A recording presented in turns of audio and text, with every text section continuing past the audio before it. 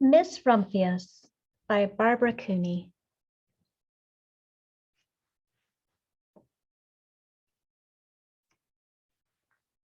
The lupine lady lives in a small house overlooking the sea. In between the rocks around her house grow blue and purple and rose-colored flowers. The lupine lady is little and old, but she has not always been that way. I know. She is my great aunt, and she told me so. Once upon a time, she was a little girl named Alice, who lived in a city by the sea. From the front stoop, she could see the wharves and the bristling masts of tall ships.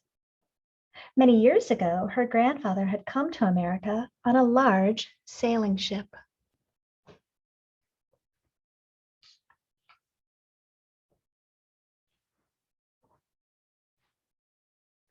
Now, he worked in the shop at the bottom of the house, making figureheads for the prows of ships and carving Indians out of wood to put in front of cigar stores.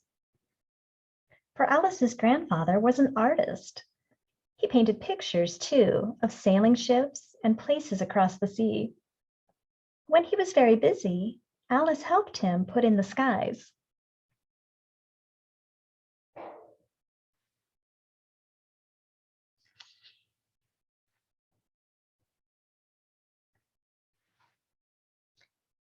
In the evening, Alice sat on her grandfather's knee and listened to his stories of faraway places. When he had finished, Alice would say, "When I grow up, I too will go to faraway places. And when I grow old, I too will live by the sea." "That is all very well, little Alice," said her grandfather, "but there is a third thing you must do." "What is that?" asked Alice. "You must do something to make the world more beautiful," said her grandfather. "All right," said Alice, but she did not know what that could be. In the meantime, Alice got up and washed her face and ate porridge for breakfast. She went to school and came home and did her homework. And pretty soon, she was grown up.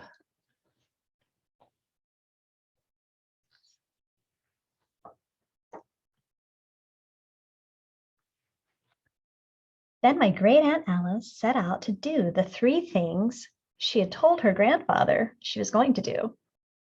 She left home and went to live in another city, far from the sea and the salt air. There, she worked in a library, dusting books and keeping them from getting mixed up, and helping people find the ones they wanted. Some of the books told her about faraway places. People called her Miss Rumphius now.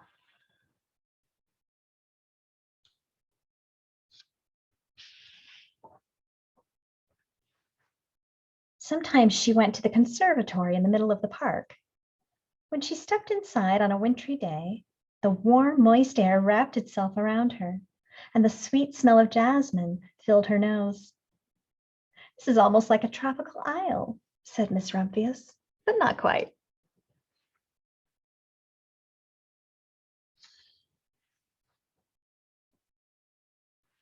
So Miss Rumphius went to a real tropical island where people kept cockatoos and monkeys as pets.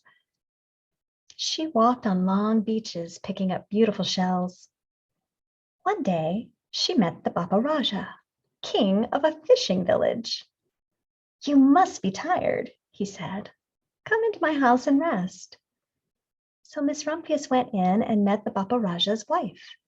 The Bapa Raja himself fetched a green coconut and cut a slice off the top so that Miss Rumphius could drink the coconut water inside. Before she left, the Bapa Raja gave her a beautiful mother-of-pearl shell on which he had painted a bird of paradise and the words, "You will always remain in my heart." "You will always remain in mine, too," said Miss Rumphius.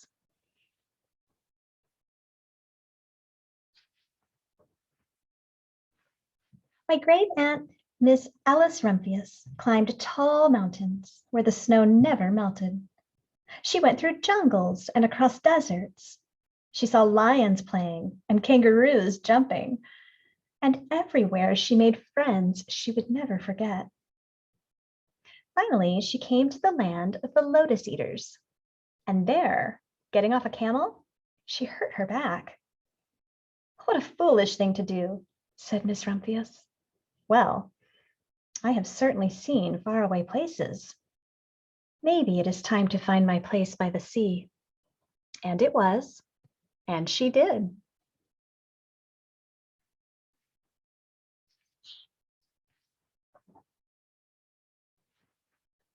From the porch of her new house, Miss Rumphius watched the sun come up.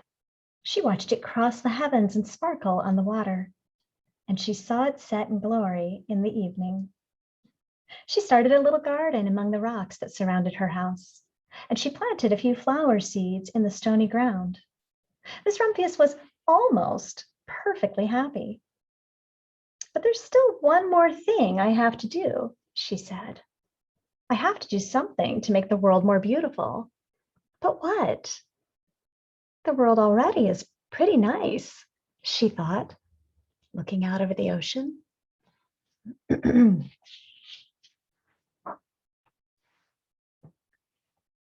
next spring, Miss Rumphius was not very well. Her back was bothering her again, and she had to stay in bed most of the time. The flowers she had planted the summer before had come up and bloomed in spite of the stony ground. She could see them from her bedroom window, blue and purple and rose-colored. Lupines, said Miss Rumphius with satisfaction. I have always loved lupines the best. I wish I could plant more seeds this summer so that I could have still more flowers next year. But she was not able to. After a hard winter, spring came. Miss Rumphius was feeling much better. Now she could take walks again. One afternoon, she started to go up and over the hill where she had not been in a long time. I don't believe my eyes, she cried when she got to the top. For there on the other side of the hill was a large patch of blue and purple and rose-colored lupines. It was the wind, she said as she knelt in delight. It was the wind that brought the seeds from my garden here, and the birds must have helped. Then Miss Rumphius had a wonderful idea. She hurried home and got out her seed catalogs.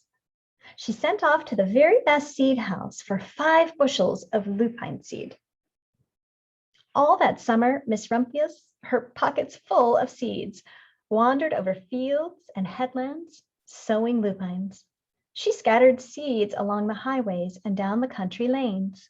She flung handfuls of them around the schoolhouse and back of the church. She tossed them into hollows along stone walls. Her back didn't hurt her anymore at all. Now, some people called her that crazy old lady.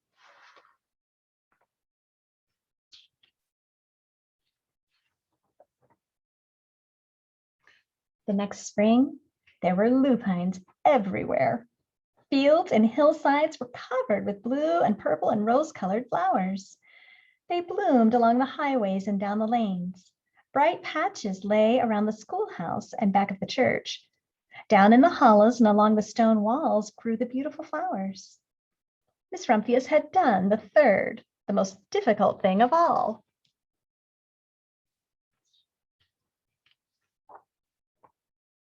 My great Aunt Alice, Miss Rumphius, is very old now. Her hair is very white. Every year there are more and more lupines. Now they call her the Lupine Lady. Sometimes my friends stand with me outside her gate, curious to see the old lady who planted the fields of lupines. When she invites us in, they come slowly. They think she is the oldest woman in the world. Often she tells us stories of faraway places. When I grow up, I tell her, I too will go to faraway places and come home to live by the sea. That is all very well, little Alice, says my aunt, but there is a third thing you must do. What is that? I ask. You must do something to make the world more beautiful. All right, I say.